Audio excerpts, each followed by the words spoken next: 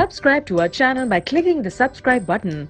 Click the bell button and enjoy the latest uploads from our channel.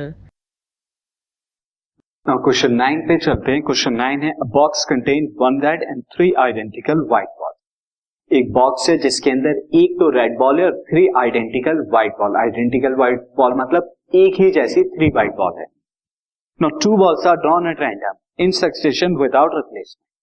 एक के बाद एक, सक्सेशन माने एक के बाद एक क्या करते हैं, आप 2 बॉल को ड्रॉ करते हैं, बाहर निकालते हैं उस बॉक्स से विदाउट रिप्लेसमेंट। आप रिप्लेस नहीं करते, यानी पहली बॉल बाहर निकाल दी तो बाहर निकाल दी, उसे वापस नहीं करते। फिर दूसरी बॉल को आप ड्रॉ कर रहे हैं out.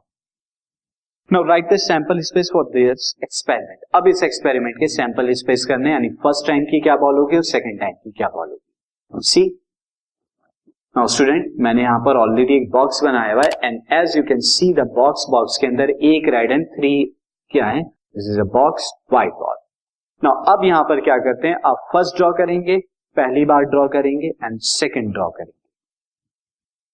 Now first draw and second draw के केस में यहां पर क्या क्या आपकी पॉसिबिलिटी हो सकती है। सो सी, हो सकता है कि फर्स्ट टाइम में आपका क्या है, फर्स्ट टाइम में आपका रेड आए, या फिर ये भी पॉसिबल है कि फर्स्ट टाइम में आपका क्या है, व्हाइट बॉल आए। नाउ अब अगर रेड बॉल आती है तो रेड बॉल के केस में सेकंड टाइम क्या आने वाला है, रेड बॉल तो बाहर आ गई तो डेफिनेटली सेकंड टाइम में क्या आने वाला है, व्हाइट ही आने वाला है।